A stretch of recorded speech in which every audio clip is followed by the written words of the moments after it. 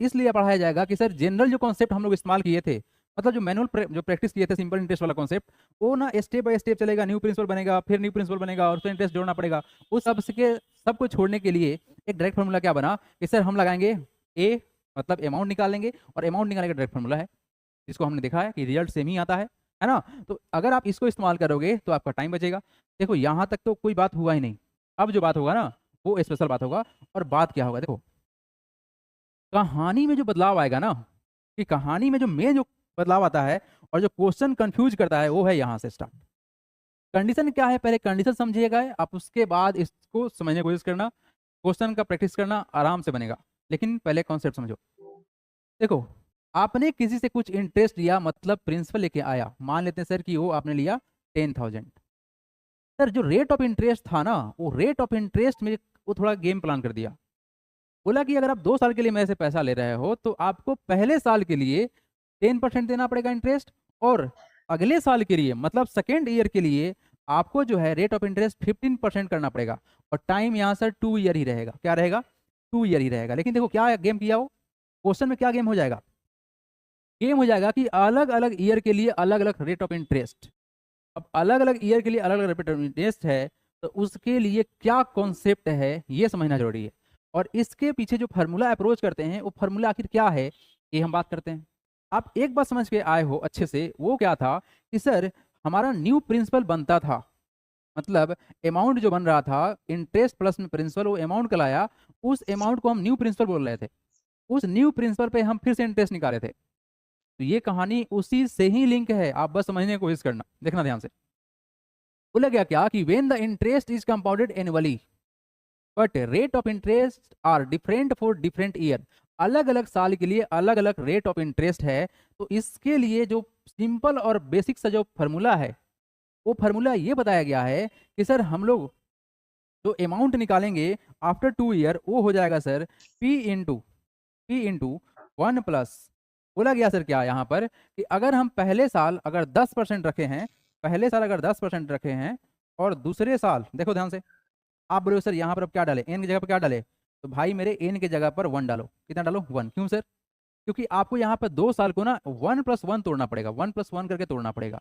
इसमें 1 किसके गया 10% और 1 किसके गया 15%। समझ में आया, तो सर यहाँ पर रखेंगे 1। अच्छा, तो ये कहानी देगा आपको 10% का हिसाब। तो बताओ जब 10% का हिसाब देगा तो ये आपका अमाउंट ही तो है, ये क्या है, आपका अमाउंट है। इस अमाउंट में सेकेंड ईयर का अगर मल्टीप्लाई कर दे, देना ध्यान से, अर्थात हम क्या कर रहे हैं सर, इसी चीज में अगर हम सेम टू सेम कॉन्सेप्ट लगा दे, 1+ क्या रेट ऑफ इंटरेस्ट कितना 15% बाई कितना 100, तो ये जो टोटल जो एक बार में हिसाब निकल के आएगा वो आएगा 2 साल के बराबर। कि सर रेट ऑफ इंटरेस्ट 10% और 15% था, तो हमारा कॉन्सेप्ट क्या लगा सर, ये लगा P × 1+10% फर्स्ट ईयर के लिए, और सेकेंड ईयर के लिए क्या लगा 15%। तो ये हमारा क्या है डायरेक्ट अप्रोच। अब देखो यहाँ पर क्या बोला गया, बोला गया क्या कि let the principal P time बराबर 2 year and let the rate of interest P% during the first year and Q% during the second year.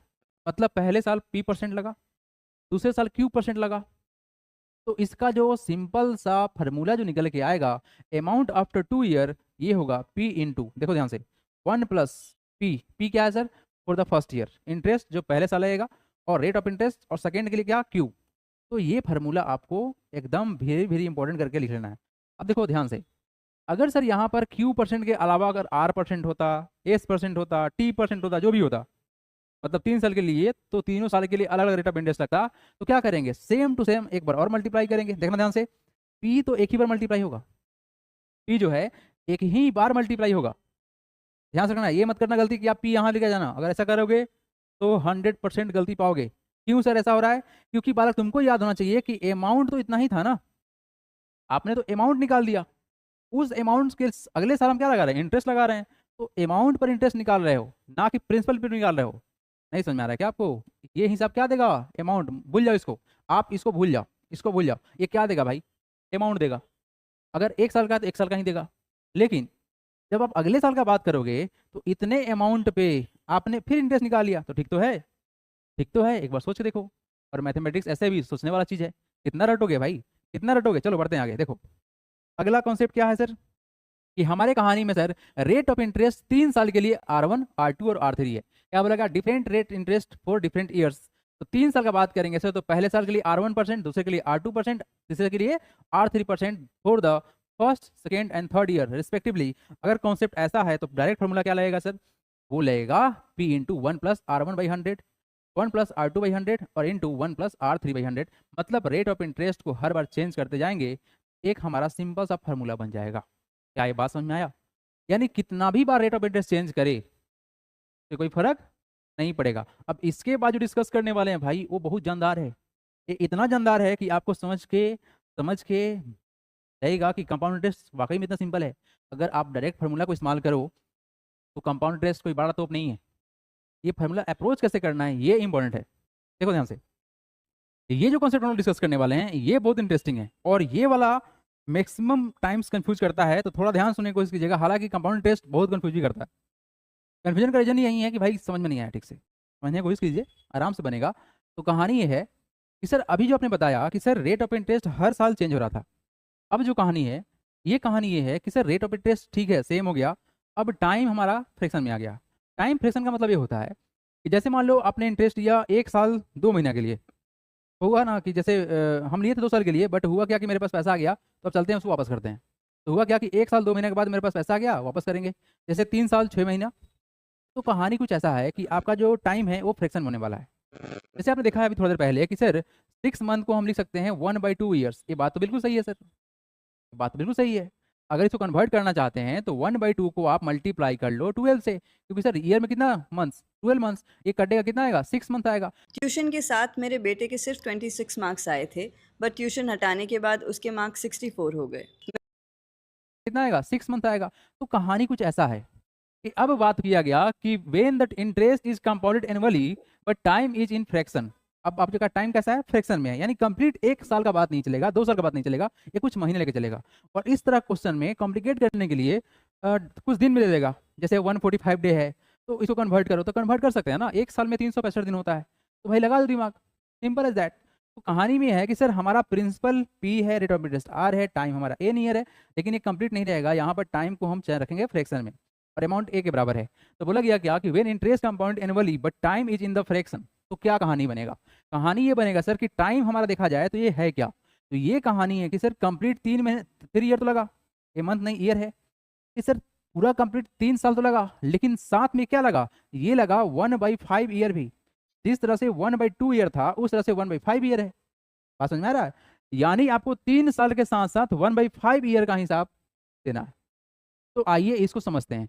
तो आपको यहाँ समझ में आना चाहिए कि सर यहाँ पर जो कहानी है, ये वाले भाई साहब तो पूरा कंप्लीट एक नंबर है, ये हमारा क्या है? एक होल नंबर है, ठीक है ना? तो सर अगर इसका बात करें हम लोग, तो हम अपने फार्मूला में एक जो पुराना इस्तेमाल करते थे अमाउंट निकालने का, वो कॉन्सेप्ट लगा देंगे कंप्लीट 3 के साथ में। यही फार्मूला था ना, P इंटू 1+R/100⁴n। तो आपने n कंप्लीट एक बार रखो जो कि कंप्लीट है। अब दूसरे बार में क्या करेंगे सर? Rate of interest. देखिए यहाँ ध्यान से, आपको कहानी याद है जब हमने हाफ ईयरली का बात किया था तो रेट को हाफ कर दिया था। तो सर ये तो 1/5 हो रहा है, तो रेट को 1/5 कर देंगे और टाइम क्या रखेंगे सर? तो 1 कर देंगे। याद आ रहा है कुछ? इसीलिए बोला गया है कि पहले इसको समझना जरूरी है। तो अगर आपका कॉन्सेप्ट क्लियर रहेगा ना, चाहे कोई भी क्वेश्चन आ जाए, कोई भी फार्मूला आ जाए, चाहे केस स्टडी क्यों ना आ जाए क्वेश्चन में, आप आराम से कर ले जाओगे। तो क्या समझ में आया सर कि अगर हमारा रेट ऑफ इंटरेस्ट सर यहाँ R और R सेम टू सेम था, बट टाइम को किया गया फ्रिक्शन में 3 साल और 1/5 ईयर की कहानी है, तो हम रेट को 1/5 टाइम्स क्या कर देंगे? डिवाइड कर देंगे। यानी इस चीज को अगर और सिंपल करते तो ये कहानी ये बनता कि R/100 × 5। बस इतना ही कहानी था भाई, और यहाँ पर n की जगह पे 1 डालेंगे। बात समझ में आया आपको? क्या ये बात समझ में आया? आप बोलेंगे सर बिल्कुल समझ में आ गया, इसमें तो कोई क्या ही तकलीफ होगा, लेकिन हाँ भाई मेरे ये मोस्ट इंपॉर्टेंट होने वाला है। मोस्ट इंपॉर्टेंट क्योंकि ये कंफ्यूज करता है, और ये सब चीज याद जितना बढ़िया से रखोगे, ये चैप्टर आपको परेशान नहीं करेगा, बिल्कुल भी चैप्टर परेशान नहीं करेगा। अदरवाइज ये चैप्टर अच्छे अच्छे बच्चों को परेशान करता है। और हाँ, थोड़ा सा कैलकुलेशन लेंदी होता है, कोई बात नहीं, होता है तो होता है, मल्टीप्लाई डिवाइड करने आता है। लेकिन आप लोगों को एक सजेशन हम देंगे कि जब भी हम डिवाइड करते हैं तो न्यूमरेटर में अगर 10 आ गया, 100 आ गया, इसको डिवाइड करना जरूरी नहीं है ना, डेसिमल बैठा देंगे, आसानी से उड़ जाएगा। अब देखो यहाँ पर क्या बोला गया। अब बात कुछ ऐसा होने वाला है कि हमारे पास कुछ इंस्ट्रूमेंट है, जैसे मान लो कोई मोबाइल खरीदे हमने, 1 लाख का मोबाइल खरीदा, तो क्या होगा? अब सेकेंड हैंड होगा तो क्या होगा? दाम तो घटेगा। है ना। यानी कि अब जो है प्राइस घट रहा है, हर साल घट रहा है ना। हर साल मान लो किसी चीज का दाम 5% घट रहा है, तो ये डेप्रिसिएशन कहलाएगा। जो कीमत था वो घट रहा है, दैट इज कॉल्ड डेप्रिसिएशन। बोला गया क्या, फॉर डिक्रीज और depreciation value we use the formula. देखो ध्यान से, फार्मूला कोई अलग नहीं है, बस फार्मूला में प्लस की जगह पे माइनस किया हुआ है। भाई टेंशन नहीं लो, फार्मूला सेम टू सेम ही तो है। फार्मूला कहाँ से निकला, कैसे क्या हुआ, सब समझाए हैं आपको। तो ये भाई साहब प्लस की जगह क्या कर रहे हैं, माइनस। बेसिकली ये लॉस लग रहा है, क्या हो रहा है आपका, लॉस लग रहा है। तो ये क्वेश्चन बहुत बढ़िया से निकलता है कि बताओ कि कोई चीज का अगर इनिशियल प्राइस, मान लेते हैं किसी मशीन का इनिशियल प्राइस 1 लाख था, और 10% एवरी ईयर उसका प्राइस डेप्रिसिएट हो रहा है, डिक्रीज हो रहा है, तो बताओ 3 साल के बाद उसका प्राइस क्या लगेगा, है ना। तो हम आराम से इस फार्मूला को इस्तेमाल करेंगे, प्रिंसिपल को 1 लाख मान लेंगे, रेट ऑफ इंटरेस्ट को 10 मान लेंगे, और एन को 3 कर देंगे पुट, और अपना आंसर निकाल लेंगे। तो ये भी याद होना इंपॉर्टेंट है, बिल्कुल इंपॉर्टेंट है। जितना भी हम फार्मूला बता रहे हैं वो सारा फार्मूला इंपॉर्टेंट है, और बेसिक कॉन्सेप्ट समझा चुके हैं, और इससे बाहर क्वेश्चन बिल्कुल नहीं आता है। आइए लास्ट कॉन्सेप्ट की तरफ बढ़ते हैं, और लास्ट और फाइनल कॉन्सेप्ट, और सबसे धाकड़ है भाई, ऐसी धाकड़ है, फार्मूला पूरा धाकड़ है। तो मैंने कोशिश कीजिए कि आखिर होगा कैसे, है ना। ये समझ में आ गया तो फिर आपका कोई उंगली तक नहीं पकड़ सकता है इस चैप्टर में। देखो भाई क्या कहानी है। बोला गया क्या, द मोस्ट इंपॉर्टेंट कॉन्सेप्ट ये है कि सर प्रिंसिपल हमारा P, rate of interest R, और सर टाइम हमारा एन ईयर और अमाउंट ए के बराबर है। तो कहानी में ये है कि सर अगर इंटरेस्ट एनुअली लगा, यानी साल में एक बार लगेगा, तो ये बेसिक सा फार्मूला इस्तेमाल करके हम लोग निकाल सकते हैं। क्या याद है। और यहाँ से आपको एक बात और याद होना चाहिए कि सर कंपाउंड इंटरेस्ट निकालने का फार्मूला क्या था, तो सर अमाउंट माइनस पी था। तो यानी कि इसी फार्मूला में से थोड़ा सा और माइनस पी माइनस करेंगे, तो ये अमाउंट साहब कट के कंपाउंड इंटरेस्ट हो जाएंगे।